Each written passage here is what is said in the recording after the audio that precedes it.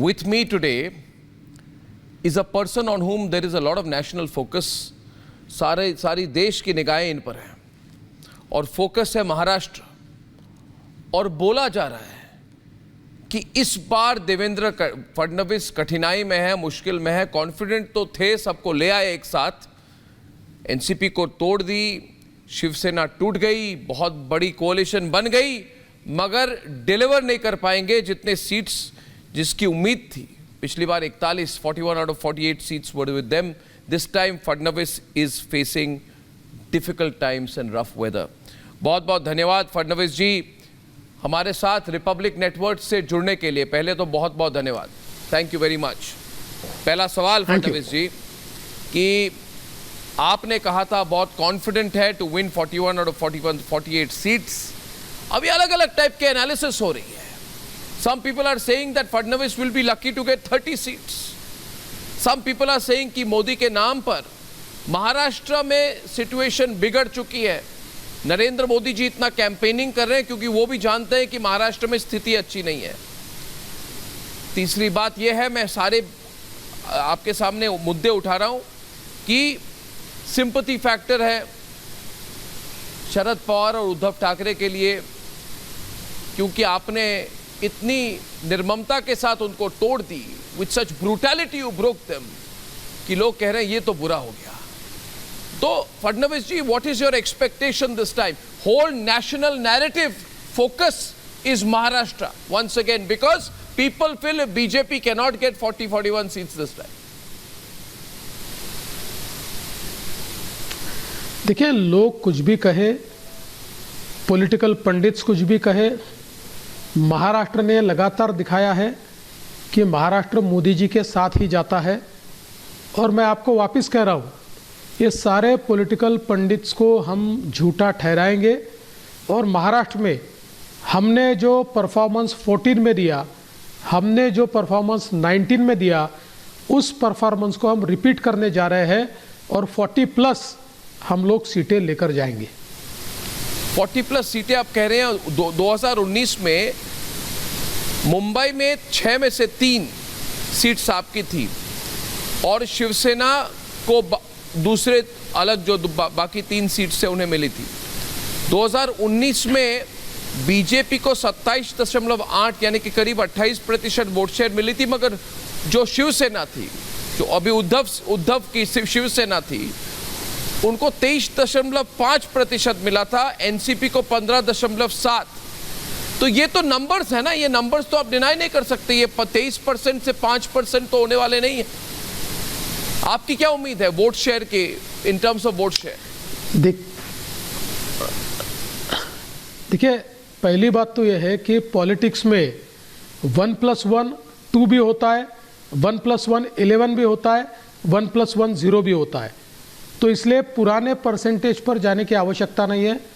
Bharatiya Janata party का खुद का वजूद बड़ा है, खुद की ताकत बड़ी है, हमारा परसेंटेज बड़ा है। हमारे साथ में शिवसेना आई है एकनाथ शिंदे जी के नेतृत्व में, उसका वोट हमारे साथ ऐड होगा। एनसीपी हमारे साथ आई है, उसका वोट हमारे साथ ऐड होगा। हम तीनों मिलाकर जो रिक्वायर्ड नंबर है वो हम पाएंगे। और जहां एनसीपी लड़ रही है या जहां शिंदे जी की शिवसेना लड़ रही है, वहां पर हमारे वोट्स ये उनको हम ट्रांसफ़र करेंगे और उसके कारण उनकी भी सीटें चुनकर आएगी। इसलिए मैं ये कहता हूँ कि मोदी जी ने बार बार ये दिखाया है कि चुनाव ये केवल पॉलिटिकल अर्थमेटिक नहीं है, ये एक प्रकार से चुनाव में पॉलिटिकल केमिस्ट्री भी बड़े प्रमाण में काम करती है। और पॉलिटिकल केमिस्ट्री ये मोदी जी के साइड है। मुंबई तो मोदी जी को बहुत मानता है। मैं तो ऐसा कहूँगा कि मुंबई करो के मन में मोदी जी है। मगर आप डिफेंसिव तो हैं, आप इस बार डिफेंसिव हैं। सब लोग कह रहे हैं, जितने एनालिस्ट हैं, नहीं, हम आपके शुभचिंतक है, कह रहे हैं इस बार अप्रोच महाराष्ट्र में कि देवेंद्र फडणवीस की पुरानी अग्रेशन नहीं है, इस बार वो डिफेंसिव है। उन्होंने कहा कि एक आपने इंटरव्यू दिया इंडियन एक्सप्रेस में, जहां पे आपने कहा we are only trying to ensure we do not win less than what we have. ये डिफेंसिव स्टेटमेंट है। आप आगे बढ़ने की बात नहीं कर रहे, आप कह रहे हैं रिटेन कैसे की जाए। देखिए, कोई कुछ भी इंटरप्रेट करे, डिफेंसिव होने लायक हमारे पास कुछ नहीं है, उल्टा बाकी पार्टियां डिफेंसिव है। हम लोग पूरे आत्मविश्वास के साथ मैदान में उतरे हैं। अभी इंडियन एक्सप्रेस क्या छापता है, कोई क्या इंटरप्रिटेशन करता है, it is there interpretation, but मैं ये कहता हूँ कॉन्फिडेंस के साथ 108 रैलियां मैं कर चुका हूँ, महाराष्ट्र घूम चुका हूँ, लगातार घूम रहा हूँ, और लोगों का जो प्यार मोदी जी के प्रति दिखाई पड़ता है और मोदी जी को वोट देने की जो ललक दिखाई पड़ती है, मेरा पूरा विश्वास है कि चाहे कितना नरेटिव फैलाने का प्रयास किया जाए, चाहे कितनी गंदी बातें इंडिया अघाड़ी के लोग, उद्धव ठाकरे जी या उनके साथी बोल दे, लोगों पर परिणाम नहीं होगा, लोग मोदी जी के साथ जाएंगे। पर मोदी जी पर ज्यादा प्रेशर डाल रहे हैं आप।